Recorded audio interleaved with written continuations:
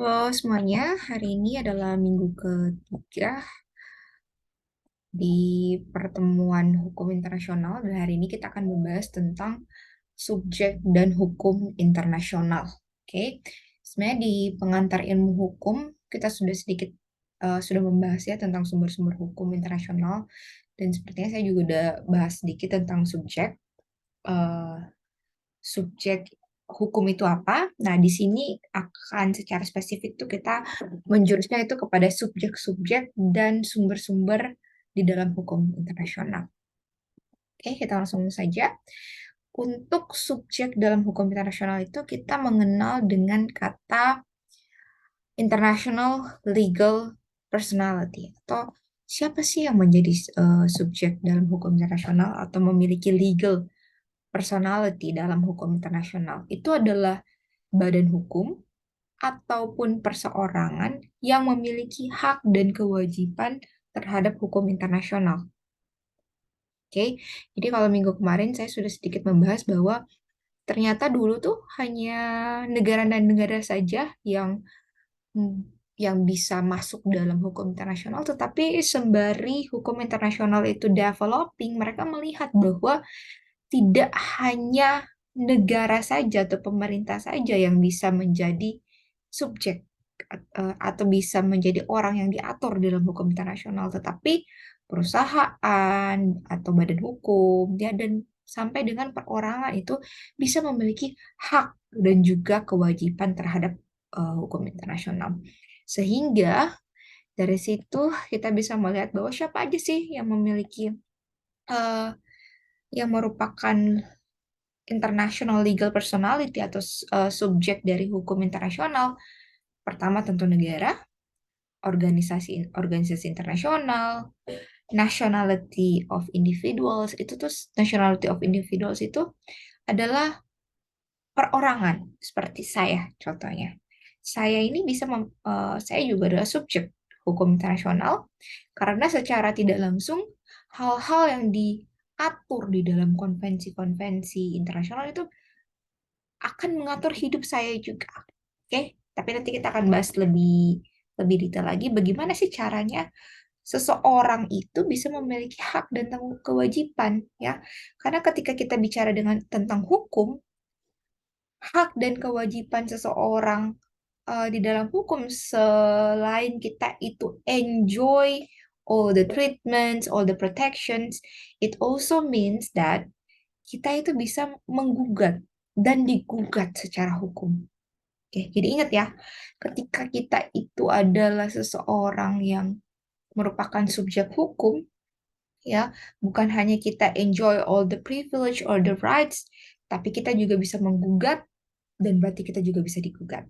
Dengan kata lain, list ini states organisasi internasional, individu, International Committee of the Red Cross ya atau ICRC itu adalah palang merah internasional. Itu juga bisa berarti bisa digugat dan menggugat ya di dalam hukum internasional.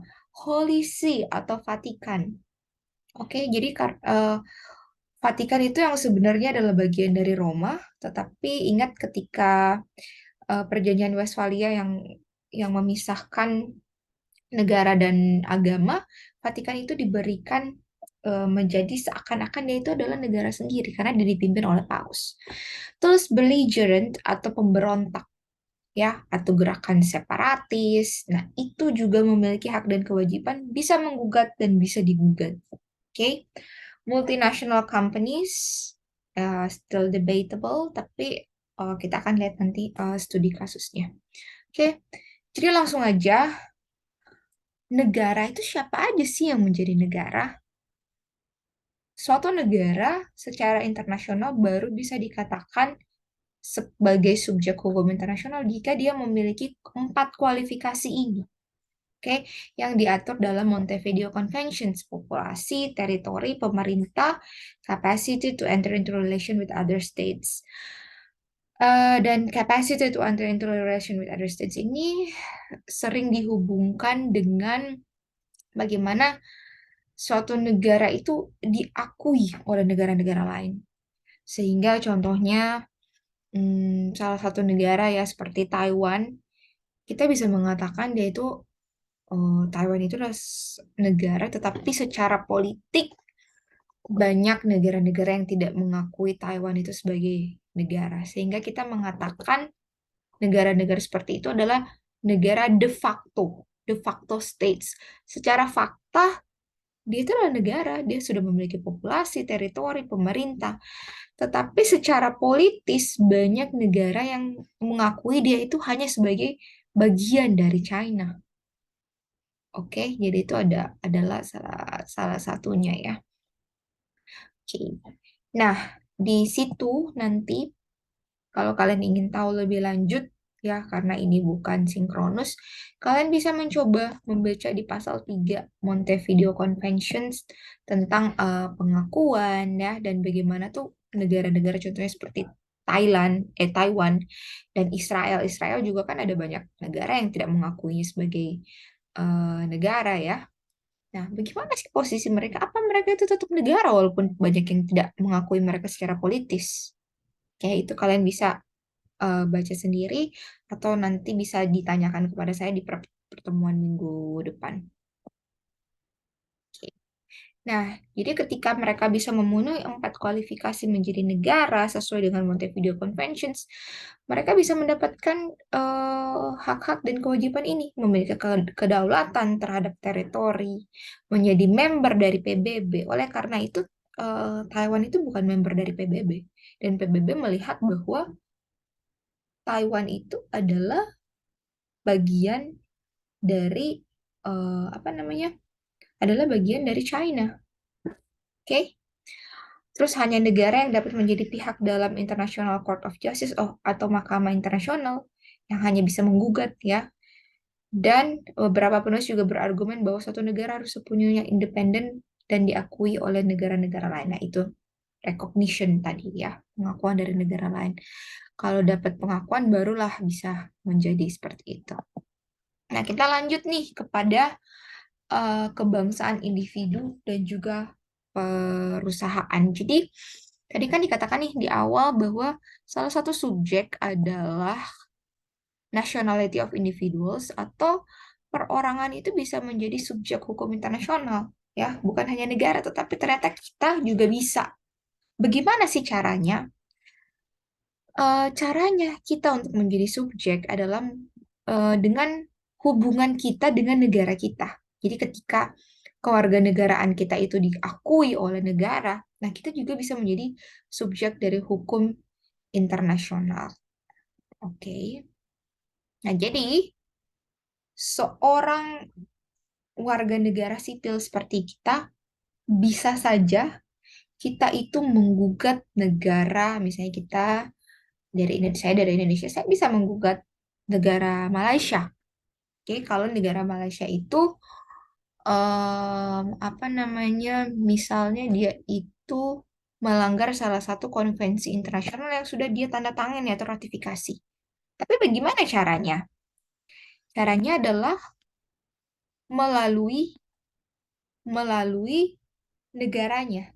Oke, jadi misalnya contohnya saya itu em, memiliki bisnis di Malaysia. Oke, tiba-tiba bisnis saya ini udah gede banget dan tiba-tiba bisnis saya itu dinasionalisasi atau diambil secara paksa oleh Malaysia. Nah, hal tersebut dilanggar, dilanggar itu melanggar hukum internasional. Sehingga yang bisa saya lakukan adalah pertama saya harus seek for local remedies. Saya harus menggugat pemerintah Malaysia di Malaysia terlebih dahulu. Contohnya di pengadilan negerinya ya, gugat dulu di pengadilan negeri tingkat 1. Kalau saya kalah, saya gugat lagi di tingkat 2-nya, tingkat banding. Saya kalah, saya gugat lagi di tingkat Mahkamah Agungnya Malaysia. Ketika sudah all the local remedies are exhausted, kita udah menggunakan semua upaya hukum di negara tersebut untuk mempertahankan hak kita dan kita masih kalah, yang kita bisa lakukan adalah kita balik ke Indonesia, ya kita balik ke Indonesia dan saya minta pemerintah Indonesia untuk membawa kepentingan saya mewakili saya untuk menggugat Malaysia di Mahkamah Internasional. Itu yang bisa dilakukan. Jadi we have to seek for all the local remedies first di negara di mana hak kita itu dilanggar. Dan yang kedua, hal yang dilanggar oleh negara tersebut harus merupakan suatu pelanggaran hukum internasional. Dan dengan seperti itu, kita bisa meminta Indonesia mewakili kita untuk menggugat negara tersebut di Mahkamah Internasional, ya. Oke. Terus tentunya kita juga memiliki international organizations. Mereka juga bisa menggugat dan digugat, ya. Ini contoh-contohnya. Nah, ini adalah contoh lain tentang kebangsaan individual. Tapi sebenarnya nanti kalian baca sendiri aja slide 10 dan slide 11 ini nanti akan saya masukkan ke forum discussion dan kalian harus menjawab, ya. Kalian baca nih tentang MMM dan MNC dan kalian jawab jika kasus tersebut dibawa ke sana itu kasus siapa melawan siapa. Jadi contohnya nanti misalnya kasus saya nih yang tadi saya kasih contoh, ya. Malaysia ambil bisnis saya, maka kasus tersebut ketika dibawa ke Mahkamah Internasional adalah kasus Indonesia melawan Malaysia. Sudah bukan eh, kasus antara Reggiani melawan Malaysia, enggak. Tetapi itu kan menjadi kasus Indonesia melawan Malaysia di mana Indonesia itu menggunakan namanya diplomatic protection, ya, diplomatic protection di mana dia membawa kepentingan dari apa namanya dari masyarakatnya melawan negara Malaysia seperti itu. Oke, selanjutnya kita masuk ke subjek hukum. Jadi subjek hukum internasional itu apa aja sih? Oke, ini sama sebenarnya hampir serupa dengan subjek hukum di Indonesia. Kalau di Indonesia kan kita punya undang-undang, ya, kebiasaan, terus apalagi undang-undang, kebiasaan, traktat, dan doktrin, ya, dan judicial decision atau jurisprudensi. Nah, di hukum internasional mereka punya apa aja sih? Ya, menurut pasal 38 of ICJ Statute ini adalah statuta Mahkamah Internasional. Oke, jadi pasal 38 ayat 1 dalam statuta Mahkamah Internasional ada 4 sumber yang bisa ada 4 sumber dari hukum internasional. Yaitu apa?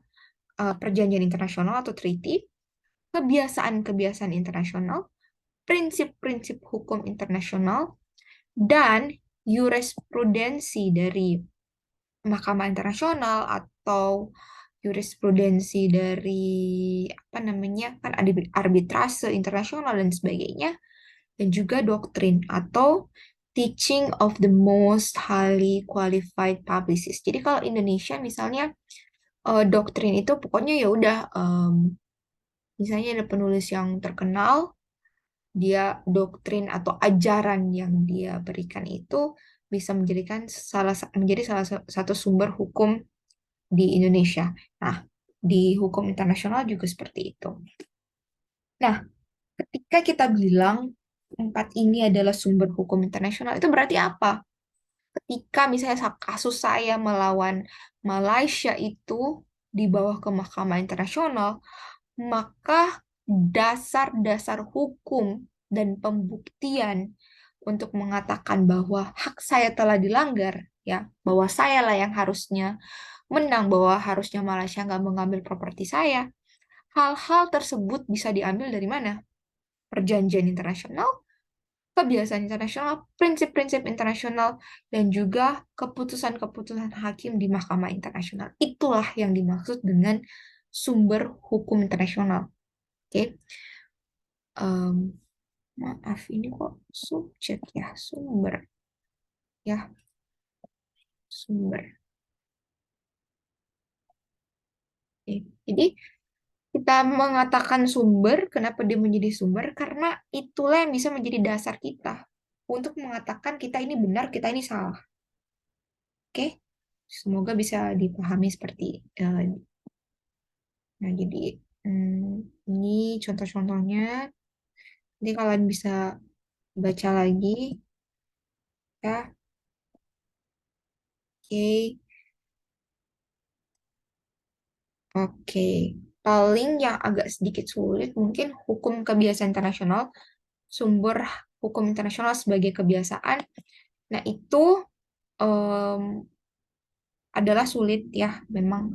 Hukum kebiasaan internasional itu berarti itu bisa saja konvensi internasional yang tidak pernah satu negara itu tanda tangani, tetapi ketika konvensi internasional itu bisa dibuktikan telah memiliki dua unsur, yaitu state practice, di mana konvensi itu diterapkan atau dipraktekkan oleh banyak sekali negara secara konsisten dan seragam dan juga luas, dan negara-negara itu menerima hal tersebut sebagai hukum atau memiliki tanggung jawab hukum, maka konvensi itu walaupun tidak ditandatangani oleh misalnya Malaysia, tetapi Malaysia seharusnya mempraktekkan hal tersebut. Oke, jadi ketika dikatakan bahwa hukum internasional is only based on consent atau persetujuan, tidak selalu ya. Mungkin most of the times. Tetapi ketika satu konvensi atau perjanjian internasional itu bisa dibuktikan adalah sudah memenuhi state practice dan opinia juris, maka semua negara walaupun tidak menandatanganinya harus melaksanakan. Contohnya apa? Contohnya seperti ini. Nanti kalau kalian buka ini di yang slide 5 ini ya, Montevideo Convention. Kalau kalian lihat Montevideo Convention ini yang mengklasifikasikan dan mengatur tentang negara itu harus seperti apa, tanggung jawabnya seperti apa. Indonesia kita tidak menandatanganinya ya. Yang menjadi parties of the Montevideo Convention itu kebanyakan cuma negara-negara di Amerika, Northern America sama Southern America kalau nggak salah ya. Tetapi Montevideo Conventions itu, walaupun kita tidak menandatangani, tapi kita mengikuti, dan semua negara di dunia, kalau kita mengatakan kita ini adalah negara, kita merujuk ke Montevideo Conventions karena itu sudah merupakan hukum kebiasaan internasional. Oke, jadi secara singkat subjek dan sumber hukum internasional adalah itu. Setelah menonton video ini, mohon untuk menjawab pertanyaan ya study case di forum discussions. Oke, sampai jumpa lagi minggu depan. Nanti kita akan membahas tentang kedaulatan negara. Oke.